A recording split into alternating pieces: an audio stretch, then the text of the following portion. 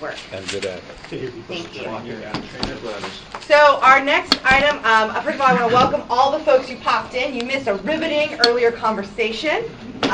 Please make sure before you leave today, if you haven't already, that you do sign in at the sign-in sheet that's at the door so we can capture all your wonderful names in our minutes as guests. But we're going to move on to our next agenda item, which is our small forest landowner template work group recommendation.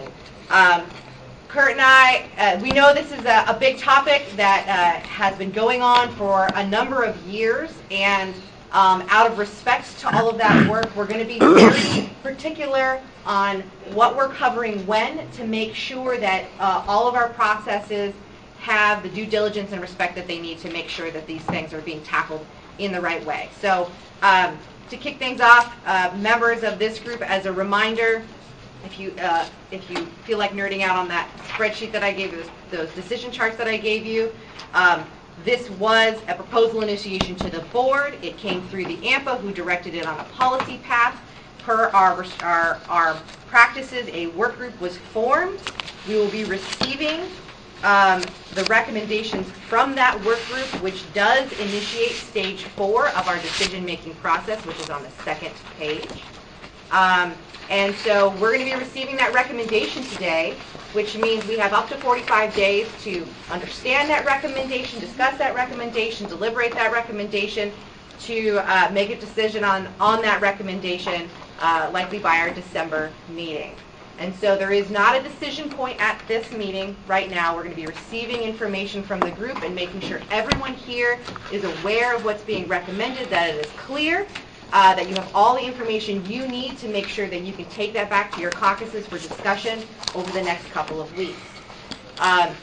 We will put an action item for decision on our next month's agenda. And if once we know what that action item is based on the recommendation that's given to us today, if any caucus would like to provide any indication that if a non-consensus decision is found, that you would like to initiate any next processes, we can do that on that advanced agenda. So we can get to those processes as need be, but that's kind of how our game plan and our marching orders are going to be kind of through this. So we're going to start off with a report out from our work group with our recommendations. We're then going to yield some time specifically to the caucus that initiated this proposal initiation for a brief presentation to make sure that you are all aware of the materials that they provided. And then we would like to use as much of that time as possible for a robust discussion in this forum with the members here to make sure that everyone understands what's in front of them. For those folks who weren't here for our introduction, we welcome participation from everybody, but it has to go through your caucus policy rep at the table. So if you have comments to provide or questions, please make sure that you get the attention of your caucus member, and then they can then defer their time to you for comments. Is that clear with everybody? Awesome. So with that, Kurt, did I miss anything? No, not really, other than just, the fact that there's been quite a bit of side conversations in the last month or so. I think the small landowner caucus had hoped that we would be able to make a block of time and do kind of a workshop as we've done on other topics in the past and set aside a big chunk of the day.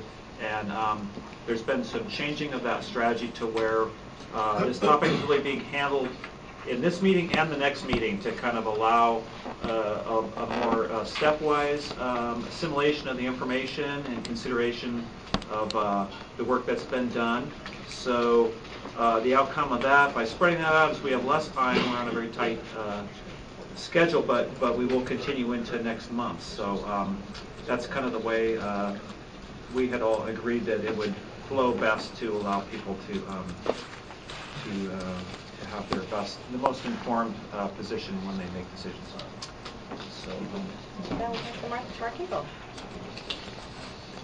So good morning. Much of what I was going to say has just been said. Awesome. Thank you. But just to reiterate, with policy protocol, we are going to provide the recommendations today. Everybody will have a month, or actually a little more than a month, to think about them. The vote will be at the next meeting, which is December 5th. And kind of the background was also covered. The AMPA did bring to policy their recommendations on how to address the board's request through the PI.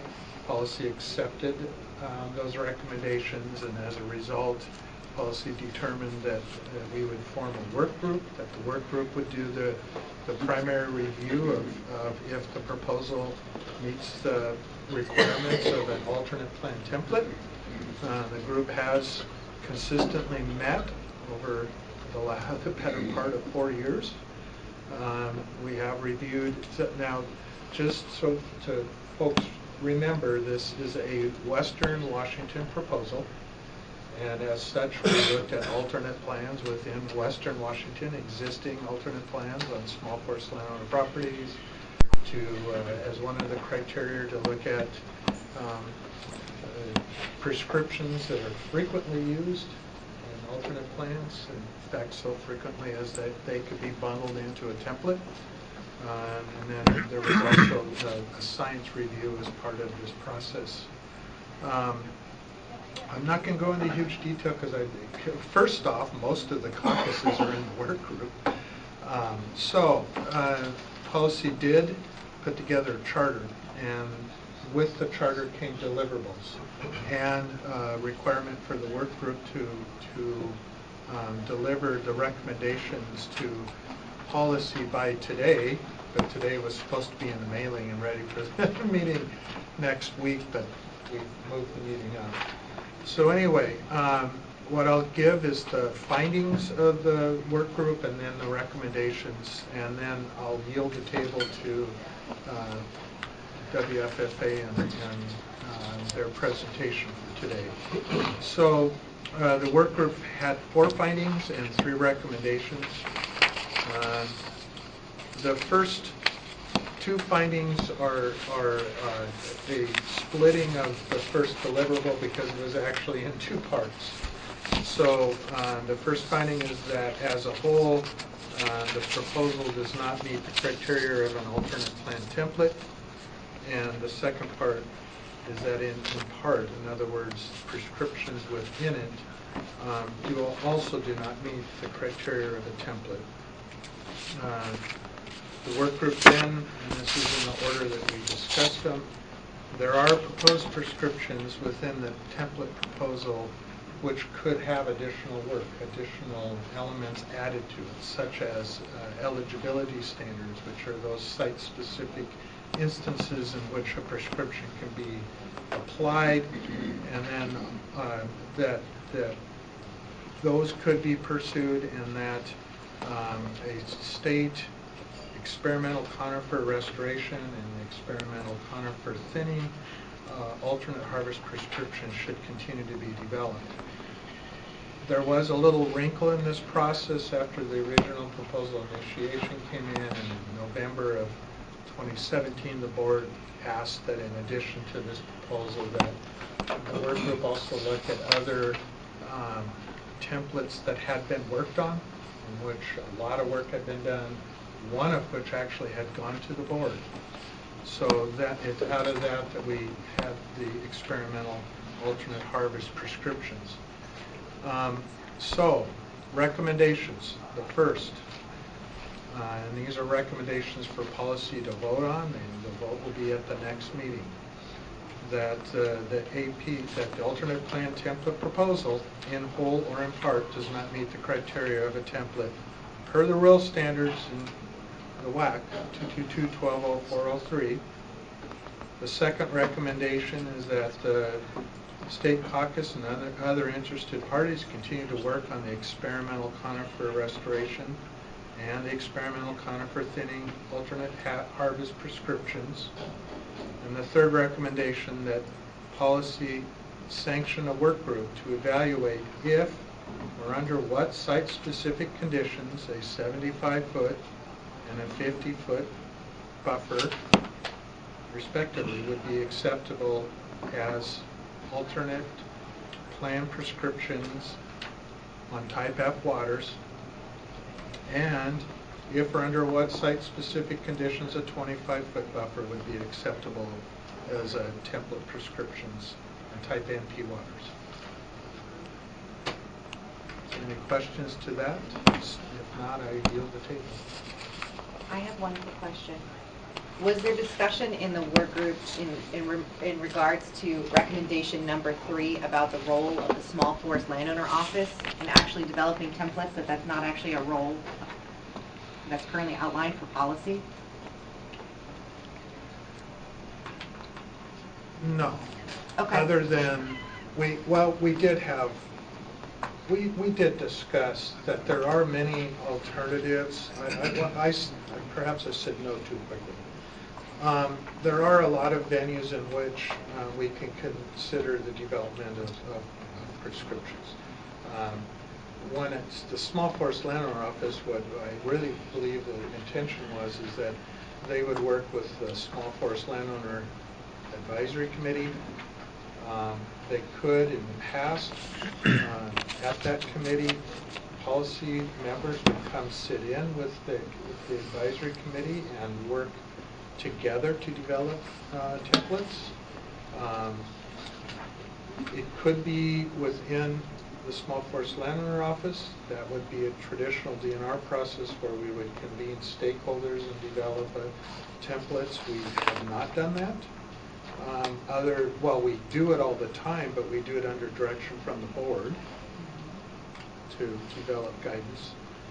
The second template, which was included in Board Manual Section 21, was directed by the board. That's the fixed width template, where it became very clear that small forest landowners do not have the wherewithal of large landowners to be able to fully implement the DFC rule, the DFC part of the RMZ rule. So the board directed DNR to convene a stakeholder group to figure out a way to determine, based on a weighted average, what the fixed width buffers should be for type F waters. So there's a lot of options we discussed. Okay. I guess I just want to emphasize kind of for this forum that according to the WACs and rules and all that jazz, like there's a path for when it comes to actually then developing these templates as kind of recommendation 3, the way I'm interpreting recommendation 3. And so I just kind of want to throw it out there that I would encourage us not to take on the responsibilities of another forum and instead recommend to the board that they direct that other forum to do the work that other forum is supposed to do. So that's just from a process only standpoint. I just want to throw that out there because there are pretty clear regulatory guidelines of where this doesn't live to actually do the specific template development work. Yeah, if I could just comment, the Small Landowner Advisory Group is working to help a little bit in that they've been working for several meetings trying to put some meat on the bones of what the criteria are for low impact. And I think they're pretty close to a 2-paragraph statement around that line. They haven't voted on it yet, but well, and it's more than that, I guess. The way the rules are constructed is that committee that can provide recommendations to the small forest landowner office, who then need to take it to the forest practices board. So the committee can develop recommendations. It still needs to go to the board. Right. So, right. And that Similarly, was we would take our recommendation to the board, who would then direct that office to develop to bring back their recommendation. We don't have space for development. yeah. You could. That's one way. Yeah. Okay. Any questions for Mark before we open the floor for Ken's presentation? Okay, excellent. Thank you, Mark. Okay. Thanks, Mark. And if I could just quickly introduce the guests that showed up for the meeting. Some of our members, Bob LaSalle, Paula Hopkins, Steve and Kay Townsend, sorry, I'm nervous. Dave Townsend and Dick Alessio, which will be our new president when Vic behind him retires in next May, I think. Did I miss anybody? Elaine. Your principal. Our principal, yeah. So we're getting a little more interest, and as we start gearing up, people are starting to ask, well, what the hell's really going on? So I am going to record this part of the conversation today so I can share with other landowners what's going on. Point of clarification in there. So we do not normally record these meetings, and we let Ken know that if there is any policy member here who objects to an audio recording of this meeting, that we're going to respectfully ask that that not occur. And so it's a change in practice. Is anybody object to an audio recording of this? I'm not objecting to this, but when we had this conversation years ago about that, it was because this forum is supposed to be, although it's public, it's supposed to be able to bring people out to talk about things and get our issues going forward. That might then limit our comments a certain way then at that point. So just with that understanding, I'm not objecting that it gets there or gets recorded. Okay. So. Noted.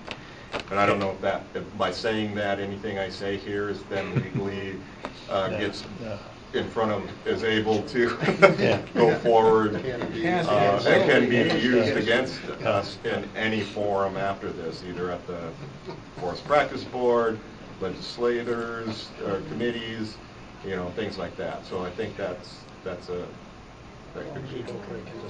So it's a general request to our partners in the Small Forest Landowner Caucus, in accordance with our ground rules, we would ask that no materials or communications that happen in this forum ever gets weaponized against this forum or the members of this forum, that this is a space of respect and collaboration. Just to clarify, this is about capturing our part of the presentation so that we can share with our rest of our landowners. Yeah, I appreciate graded on it? Is that what it's about? Yeah, it's partially about grading Ken. And I really appreciate folks coming to listen in, Yeah. and Harry for being on the phone, because this is really the best way to participate, is to just be here and to kind of see and hear what's going on. So let's continue on. Okay. There's no objection. So as Tara mentioned, the cheese is, or maybe it was Kurt, the cheese has been moving around quite a bit on this agenda, so I'll try to get through this as quick as I can. What I hope to do is just simply provide an overview of the pertinent documents that were shared. I'm not going to go into them. Try to give you a little more perspective on small landowners to help those of you like Alec, that I remember at the last work group meeting mentioned something along the lines, if we're going to solve problems, we have to learn how to own each other's problems. So I'm trying to speak for the small landowners so you get a sense of what our reality is, what our perspective is, and that helps you better understand the obstacles on our side of the table. So also to share my thoughts about where I think we are and where we need to go to address the concerns that have been voiced in the work group. Give Steve and or Elaine a chance to weigh in briefly, especially if they need to clean up any mess that I inadvertently leave here today. And conclude with some draft December dispute resolution language, not to go into detail, to share what we're currently thinking. Looking for feedback on how we can better describe that. Trying to go without notes or go with notes instead of a script, so I apologize if this is a little clunky at times. I'm going to try real hard not to throw rocks, but I'll apologize if it feels like some pebbles might be landing near you. I want to stay in good humor despite the seriousness of this to every one of us in the room. I'm going to try a little sarcasm, which I love to share, and not necessarily receive so much, but that's the way the world works. I suspect I'll sound a little bit like Ray Entz at times. Whoa. If so, I'll take that as a compliment. And this is an inside joke here, because Kurt, in meetings in the past, is kind of an icebreaker, has asked us to share things about people. So only the people at the table are going to understand this, but for your information, I've selected a theme song for my funeral playlist. I may have to change it after today. You can ask later if you're interested. So, with that, before I just flip through some of the documents here, I wanted to share, and I know this isn't true necessarily, but I want to share with you how we think we are perceived by many in Olympia. We're perceived like we're gnats buzzing around, or more correctly, like no-see-ums, because we're largely invisible unless we get in people's faces. We do get that occasional wave of attention, and we think we're viewed as a nuisance that's just kind of tolerated, taken seriously. That's our reality. So I just want to flip through some of these. The first document, if Thomas can kind of keep up with me here, this is just to show that we put together a pretty healthy document. There's our proposal in 2015. We spent about a year working on this. We got help from Mark Engel and DNR to make sure we didn't, we followed all the processes correctly, and I think he even afterwards said that this was probably the most complete proposal ever submitted to the Forest Practice Board, so we were pretty tickled with the product that we'd put forward. Fast forwarding to 5 years later, I'm really struggling with how to explain to our small landowners how we're still, it's not eligible, doesn't meet the eligibility. I'll talk a little bit more about that later. The next page is just a simplified version of a really complete document with cross-references to help you find if you want to dig into the detail a little further. The next page is the same thing without the cross-references. That's what we've been using to kind of talk about the template. Talk a little bit more about that later, but basically it's my belief that to get anywhere, we've got to have some sort of agreement in principle on these core bullets, and we can flesh out the rest of the stuff later, but these are the tough nuts to crack, particularly the four bold ones. The next one is the last time we made a presentation similar to this was almost 3 years ago now, where we kind of tried to spill our guts, share our small landowner perspective. I took a little bit of a big chance there with Jim's okay to compare our problems with those highlighted by Billy Frank. 2 years later, with more tribal understanding, thanks Jim, put on a good show for our chapter anyway at their museum. But after learning more over the last couple of years, I still see similarities, although not in the same ballpark. And I'm certainly no Billy Frank, but I believe I care, and we care, just as much as he did about the tribal issues. Our perspective today,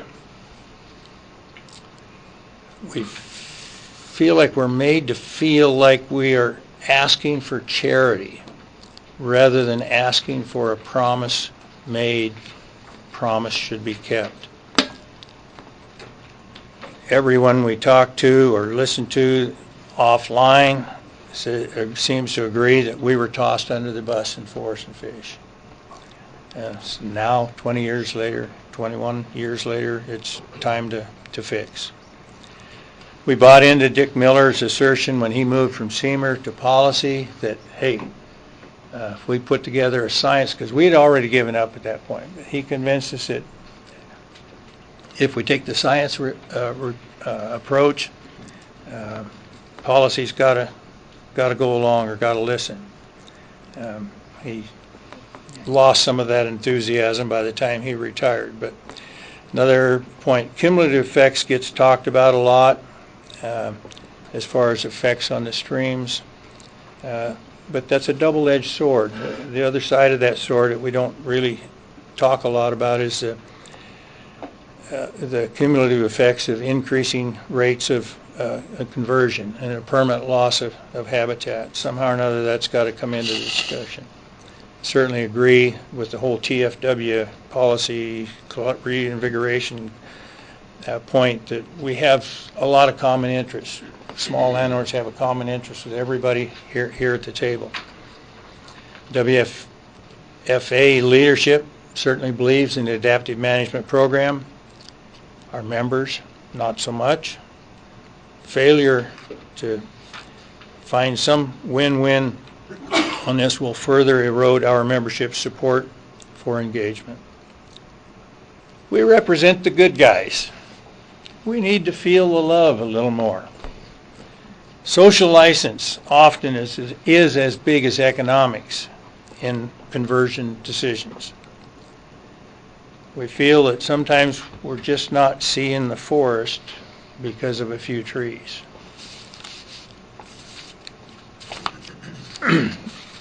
We've also provided in that packet was like 3 pages of RCWs and WACs. I want to thank again Mark Hicks, one of the earlier meetings when he was on the other side, put together a really good paper, which I can't find electronically, but I would love to get it, where he tried to add some meat to the bones beyond the language that was in there, and I think kind of came up empty or inconclusive, but it was a good review and much appreciated. Bottom line, when you read through these, the intent for deference to small landowners is very clear. The sum total of these doesn't mean nothing. They mean something. At a minimum, they mean the benefit of the doubt should go to small landowners. That's the least that we should be able to take out of that, from our opinion. Keep going. Eligibility. Talked a little bit about that earlier. This one's a real tough one for us. We haven't had a lot of debates about it. We've had 3 votes, I think 2 in work group and 1 at this table. It just seems nonsensical question to small landowners. I gotta believe that we're talking past one another. There's something missing there that we're just not getting, so we need help. Regardless, we put together this paper, gosh, I don't know how many pages that is, to try to address and respond to folks' concerns about eligibility. So we looked at WAC. Our read of the WAC says it's intended to be inclusive, not exclusionary. From our viewpoint, our proposal certainly meets the test in many ways. The science, the small forest landowner alternate plans, and the subsequent field surveys looked at a lot of those. Certainly meets the low impact definition, which is not no impact, it's low impact. And we are site specific. That one's another tough one for us to capture, because we fully intended it to be site specific. And lastly, the other 2 templates that have been mentioned that have been approved didn't seem to get this same amount of rigor or as high a bar to even be eligible for consideration. So we're really struggling with that. We need your help. So we're feeling a little disrespected because we put a lot of work into trying to respond to that eligibility question, but we're not feeling, or maybe we're not hearing feedback from that effort. This needs to be talked out rather than just let's just have a vote. Let's just have a vote on it. It feels to small landowners like there's a rush to say no. or it feels like there's a rush to say, just to kill it. That's our reality. So imagine being a small landowner or being me trying to explain to our folks, what do you mean, we did all that work and they're saying it's not even part of it's eligible? It just doesn't compute. I personally refuse to believe that the no votes are not mean-spirited. But we do need collaboration. And hopefully we can get past this one with a resolution on this eligibility question. It would just be horrible to go to the Forest Practice Board and fight yet again over process. It's the prescriptions that matter. The next document was what we're calling template element comparisons. A couple of years ago with the Forest Practice Board, while we were waiting for the science reviews, asked us to go back and do some look back. Mark talked a little bit about some of that work. This is a document that we created where we grabbed stuff that had already been approved before or worked on before, and we had some good discussions in the work group on a lot of this stuff. So it is really good stuff. If we ever get to the point where we agree in principle on some of the bullet prescriptions, there's a lot of this stuff that could just be reached in, cut and paste, and flesh out any other agreements. Section 21, guidelines for alternate plans. The first bullet, the first example there, talks about disproportionate impacts on small landowners. And of course, we had the small business economic impact statement findings that we were disproportionately impacted, but it doesn't seem to be recognized in the alternate plan process. One of our guests here is a consulting forester, believed in that first line there that disproportionate effects matters. Had a client that paid a bunch of money to flag a bunch of them out and try to go through the alternate plan process, and using this disproportionate impact because they had a lot of real small streams in an area. Got the landowner and the logger to show up at ID team. That particular region manager says no, disproportionate impact does not count towards an alternate plan. Our region will not accept that. The contractor and the landowner walked off site.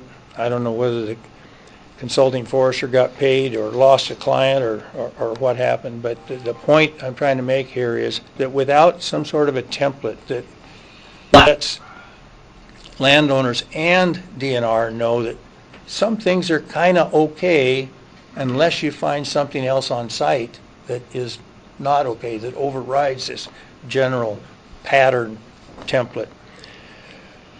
And it also echoes it, unlike maybe Sierra Pacific or Weyerhaeuser that has really high quality folks that can argue their case pretty good in front of an ID team, we don't have those facilities. Most of the consulting foresters won't even try to do an alternate plan. Skipping down, next to the last bullet talks about landforms. Again, we're in that site-specific thing. We think we're cool, but we're getting a lot of feedback that no, it's not site-specific. So we think stream width is a local landform. Distance from the bank full width is the only science that is generally out there. We're not finding much science on site class. And the last bullet there talks about facilitating landscape and riparian and stream restoration buffers. It was our intent that all of the small bullets are mostly all addressing that issue some way or another, including willingness to do placement where we can. Next document. Trying to zero in on, again, trying to understand this site-specific concern. And this particular WAC, you go down to the number 2, and the very last phrase on there talks about or stream conditions on the landowner's property.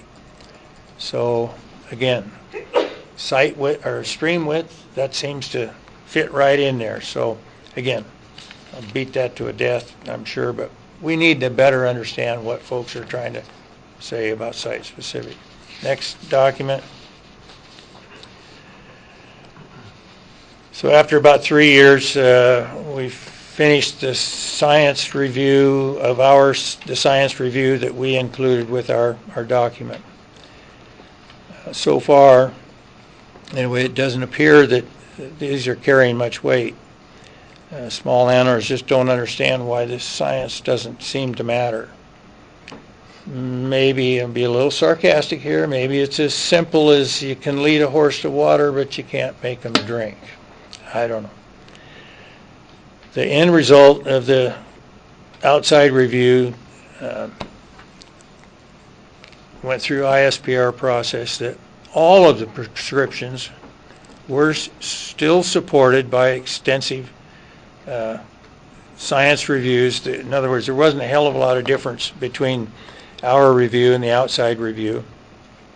And both, incidentally, did show one function on one prescription that was out of the, I don't know, I get confused on the ability to, the error factor, standard error factor, something along those lines. And even it would probably still be qualified under the relatively low impact standard. So I don't want to beat that to death, but we do have the science. We followed all the adaptive management processes, yet the science still seems to be rejected. Referring back to Kurt, his icebreaker examples, the last one he asked is, tell me something about what you learned in school that you now find is not true. If this template goes down in flames, I would want a do-over on that. I would want to answer that by saying science matters, because it appears to us, in our perspective, is science really isn't mattering yet. So if science doesn't matter when we have something on the table, from our viewpoint, should Smalls be considering other folks' science when we're working on another issue? The point being here that this science question is bigger than the template. This is a slippery slope, so we need to be cautious on that. Next one, the case. This is just a summary that Steve and I put together in August, trying to bring everything together for the work group and ultimately for you folks. I'll just read 4 summary bullets out. It's on the second page. That's not on the screen, but just read them. We believe our proposal is a science-based, site-specific, and equivalent to alternate plans previously approved for small forest landowners. It also has minimum potential risks and aquatic resources that are trackable, temporary, and manageable. It also meets the forest practice intent in their WACs and the legislative intent in the RCWs, and reduces the financial liability of the state of Washington through the FREP program, and might even toss a few extra dollars to the county for excise taxes. And finally, it followed all the adaptive management processes with substantial proposal that protects riparian functions and with user-friendly prescriptions.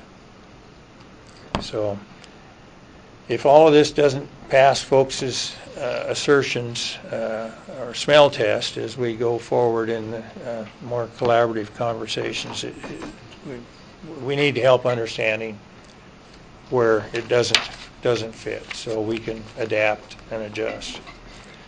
The last document, it just got the cover page on.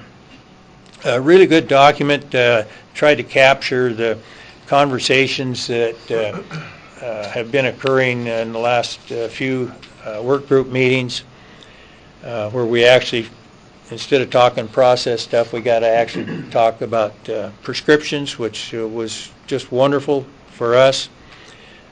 We went down every prescription in the simplified version and heard everybody's concerns, and we got a little more detail. As I might have mentioned earlier, when we get down to the thinning and the conifer restoration, those conversations were just fabulous. They were collaborative, kind of changed the tone, I felt, of the work group meetings. So we've got some stuff there, and this is the stuff that we hopefully will work together in smaller groups, trying to figure out, see if we can't still find win-wins.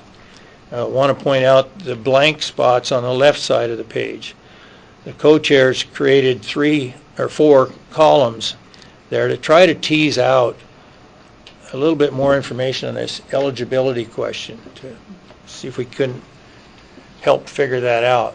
Well, smalls were the only ones that answered that question. I don't know, we ran out of time or what, I don't know, but we ended up just jumping to the end question, does any or all of this meet the eligibility? The answer was no. Well, I still don't know why. I'm confused, or I'm not hearing.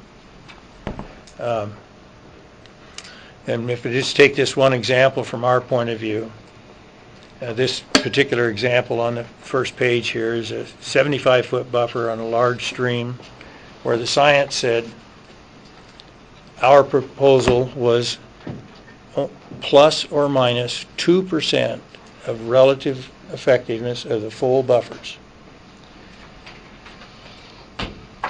How is that not eligible?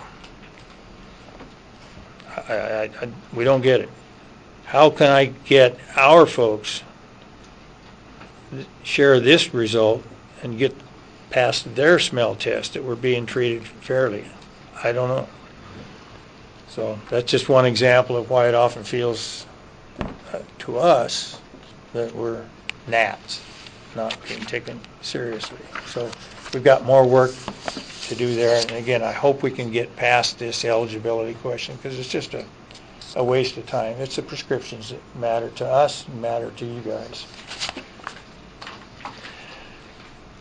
Late one night, I was trying to figure out, well, how can we, maybe we can drum up, we can get some small landowners to show up at a future forest practice board meeting. So we look on TV and we see all these Seattle folks out there. They're out there chanting and ranting and running placards, and they're doing protests and stuff almost every week. So, how can we, maybe we can get some country folks out to do some of that same stuff. So I thought, well, if we're going to do that, we got to have something clear and concise to say. So what would we say that really gets our core values?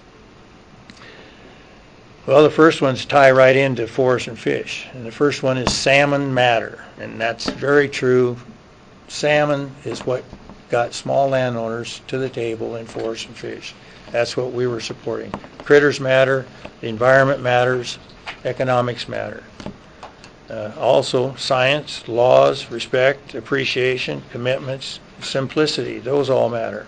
Our size of our harvest matter. The scientists matter.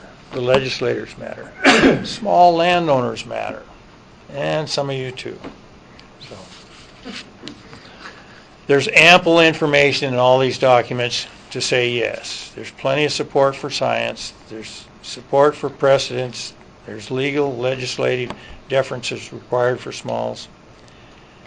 This isn't just one more little thing for smalls. This is a big deal for us. We are all in. Our chips are all on the table for West Side on this effort. I fear that some folks, again, might not be seeing the forest for the trees, maybe shooting themselves in the foot if we don't find a way to show more respect and appreciation for smalls.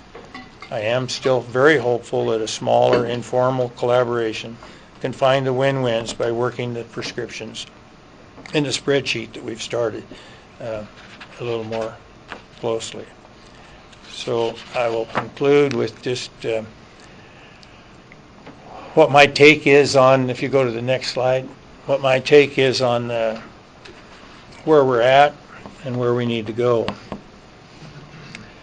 The big bullets on here, the 3 fish buffers and the non-fish buffer, have talked about a little bit. I won't dwell on those. That's all pretty well covered by the science.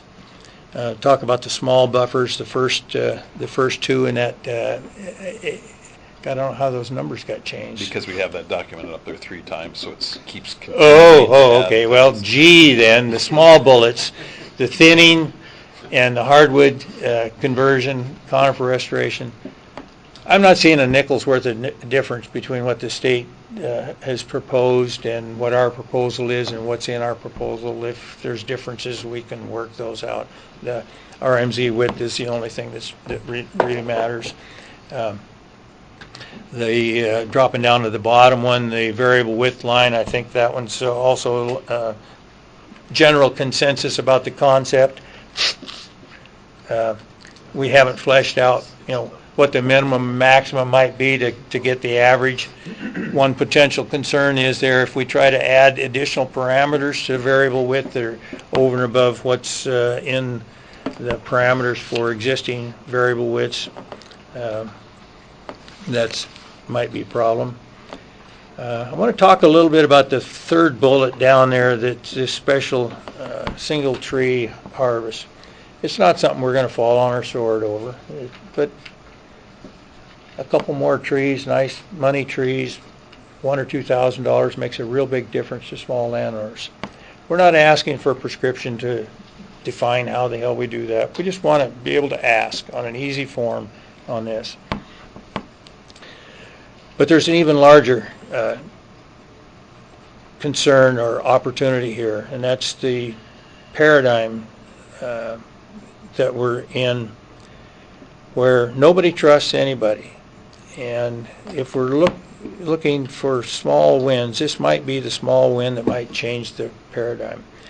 People at this table probably wouldn't admit it publicly, but I've heard it many, many times that the state agencies don't, I'm talking about WDFW, ecology, they don't trust the DNR forester to make the right decisions.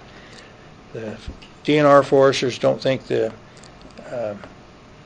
DNR home office trusts their decisions. So they quite often defer to just not making best professional judgments in the field. We can argue how extensive that is, but it's out there. So if we could find some little vehicle that would just say, okay, we're going to trust the DNR to not just give a landowner something, if there's a nice big cedar tree there and there's no other trees around there, if he lets the landowner take that, he's not doing his job. But if that's cedar and there's a bunch of them around it, can't we encourage the process to start using a few more best professional judgments in the field? We'd like to see the DNR forester position elevated to, and if it's an ID team that comes there and helps answer that question, that gives the regulators a chance to wear the white hat a little bit. In our work group meetings, both Jim and Don talked about actually doing that on some ID teams where they wanted to help a landowner out, and they saw that it wouldn't affect the resources, so they did the right thing. I've gone through the alternate plan process.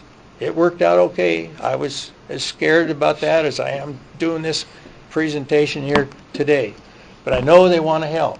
So if we create a vehicle, an opportunity that allows them to do it with using somebody's best professional judgment, not just because I want that tree, I think that would be a small win for this whole Tfw reinvigoration process. So I'm going to kind of keep beating that drum, even though it's not something we're going to fall on our sword on. You're going to have to wrap it up here. I'm just down to the last one here. I'll skip it. The other one that's got a small landowner's got a bug up our rear ends about is down at towards the very bottom. If you can scroll down, it's when it comes to non-fish perennial stream. If it's dry, it ain't perennial. it doesn't need buffers. Now, there may be technical reasons that isn't true, but our perception out there is just crazy.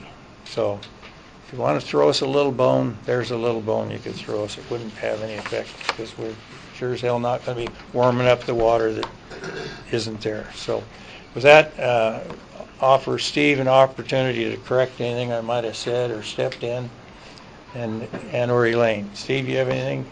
No, I'm going to give my seat up to Elaine, so. Thanks, Ken. For all the thought and effort you put into that. Okay. Thank you.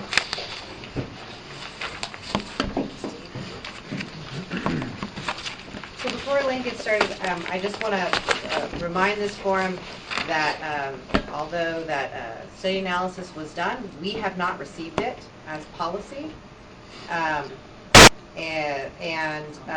we've not received findings about that study. Our decision space is around the policy criteria of a template.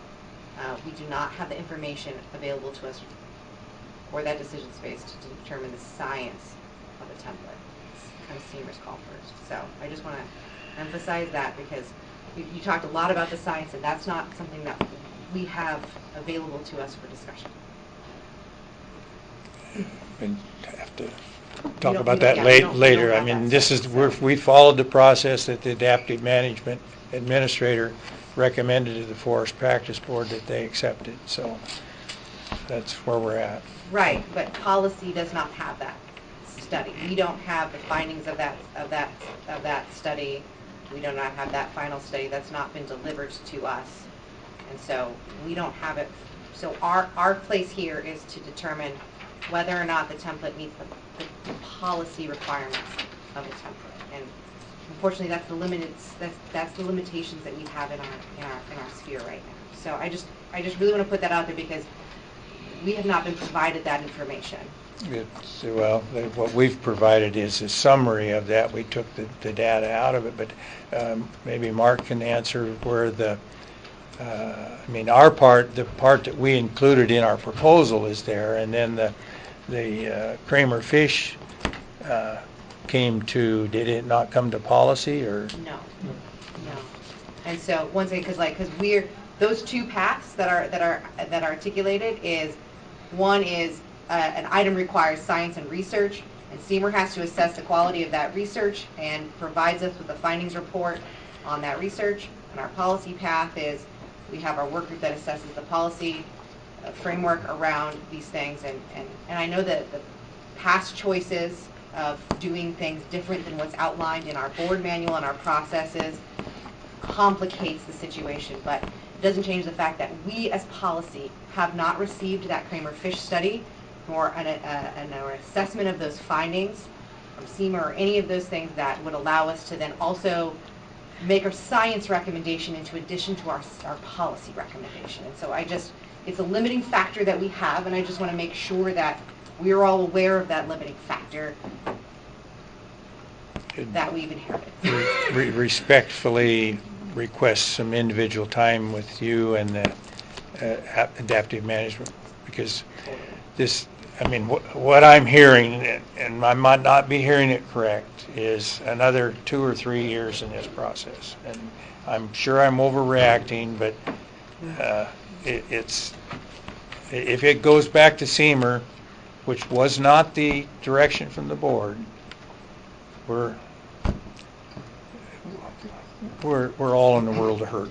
And that's one of the things that's challenging is, now I lack the institutional knowledge, so we're not here for those conversations, but my understanding of what occurred is a process was undertook that did not match our processes in our board manual, which allows for quality control of any science and research happening through SEMR. And since that did not occur, I don't really know from a process standpoint how we handle that. I'm just being totally transparent from an organization standpoint. But we still, as policy, before we can make any recommendations on science, are still required to see a findings report, an assessment, and quality control be met on it and I think that's regardless of whether or not stuff's coming through SEMA or not, but there's nothing outlined of what happens quality control-wise when things don't go through SEMA. So, and I know, Mark, this is something that, like, the three of us have inherited, and we're trying our best to navigate that space. I'd rather not do this off cuff, but I think I'd like to dig into it a little bit more.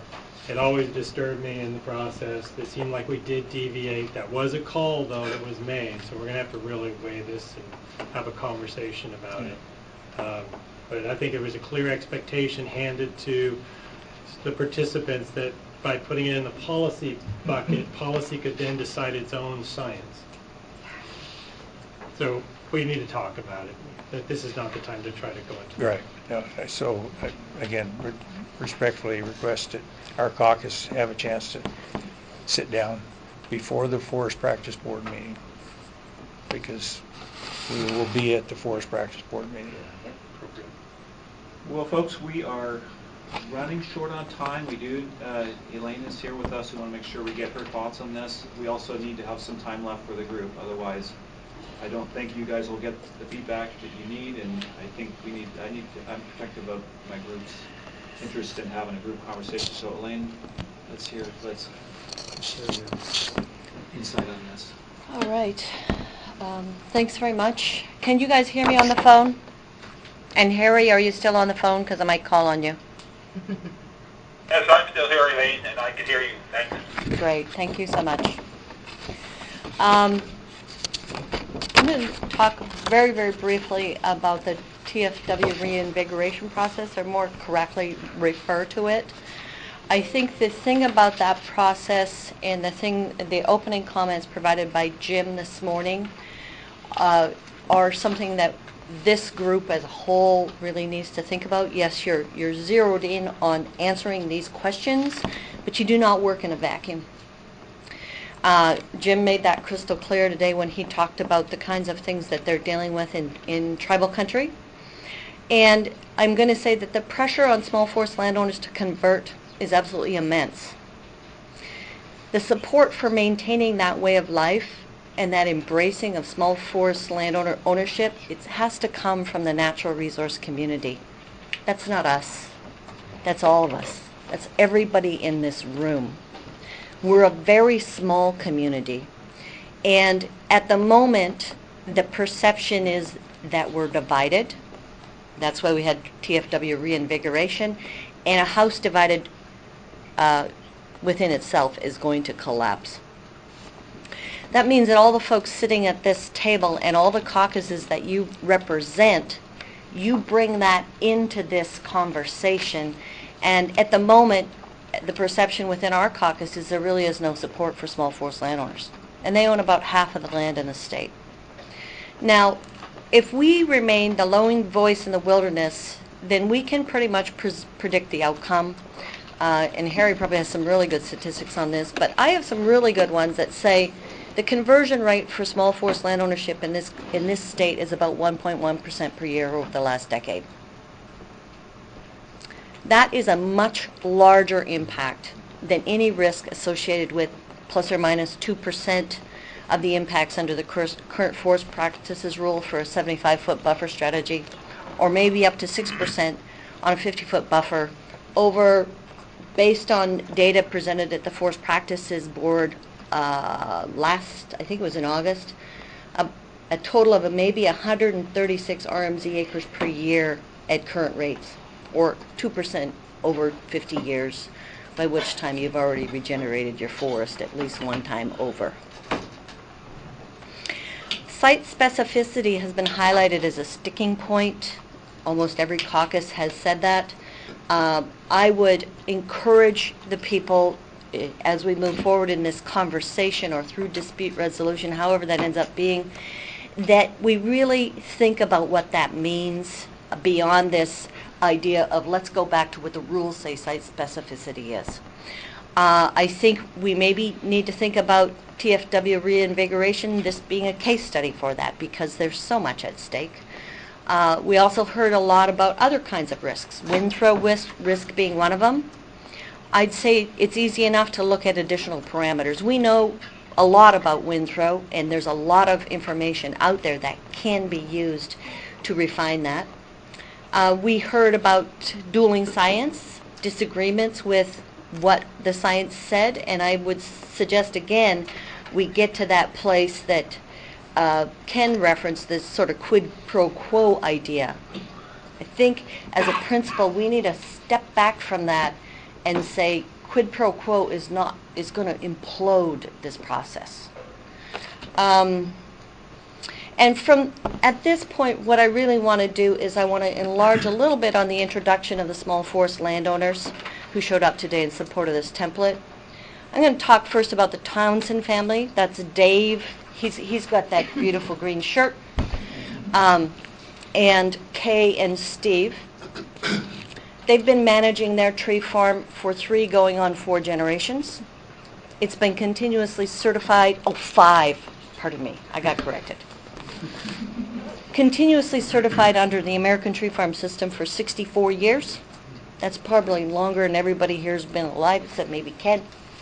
I know he's old. 76. Wait a minute, I resemble that remark. The point being, they're not trained foresters. They don't have trained foresters in their family. They do most of the work themselves. But when it comes to that stream that they've been managing for 64 years, they just put a buffer around it because it's too damn complicated. I mean, we're talking the creme de la creme, too damn complicated to make that work. They might do a whack and pack, which, by the way, according to this policy or this sort of outline of whether or not it was eligible as a template, it didn't actually follow this line of having a lot of things occur beforehand. I'm just making that point. On the other end of the spectrum is Bob. Bob's actually a trained forester, but not in this jurisdiction. He's relatively new to the state, relatively new to land ownership in the state. He has a smaller forest land than the Townsends. But again, the rules are too dang complicated as a trained forester to do this because he's not enmeshed in it on a daily basis. It's too complicated. You can go for an alternate plan, but that's too intimidating, too much work, and ends up costing potentially quite a bit of money. So what these folks are telling us, so there's really 2 ends of the spectrum there. And then we have Paula, who's a practicing forester, seeing this on a regular basis, is that it doesn't just reduce asset value. It's not just about money, although money's part of it. It really is about loss of value because there's a loss of connection to the land. The heirs are coming and they're saying, this is too much work. They're not connected to the land. They don't participate in any kind of activity. And that's where you start to get this conversion. And I really want to make the point that if we want to keep forest land forested, which I'm presuming is a goal, then we really need to think from that broad macro level, how do these policies and procedures affect it? And how are they affected by it? Really looking at it in a systems perspective. Talk a little bit about the need to do that, because if you don't have people that are engaged in being a part of the forest, then you lose that inspiration to continue to do what we all do. We're all engaged in natural resources, most of us because we made that connection as kids. That's been documented time and again. And I'm going to talk a little bit about this year in something which I found was one of the most eloquent testaments to that, was when Vicki Christensen got up at last year's WFFA annual meeting and talked about her start on a small forest landowner's land next to her, and that was her inspiration to go to where she is now. The chief of the largest wildland firefighting agency in the world, and the head of the largest land owning organization in the country. In the spirit of the reinvigoration, I think we need to step out of our corners and stop haggling about these little things and really find a way to support and engender some kind of a societal shift. We cannot leave the things at the table when we come in and say, I'm just going to focus on this. And I think Jim is really, really good at bringing that up, the way that he made that notice earlier today. It doesn't happen in a vacuum, folks. We need to step out of that as we start these negotiations and try to move forward in a way that's much more collaborative.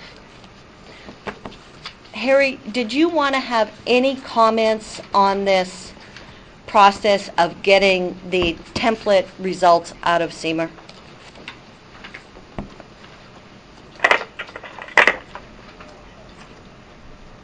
Well, I think that is a policy decision. And if policy decides to send it to SEMA, we will deal with it at SEMA. And given the fact that we discuss things at length, it's probably, if we're dealing with it, it's probably not going to happen overnight. But I think all of us at SEMA will say that if that comes to us, we'll do a good job at it.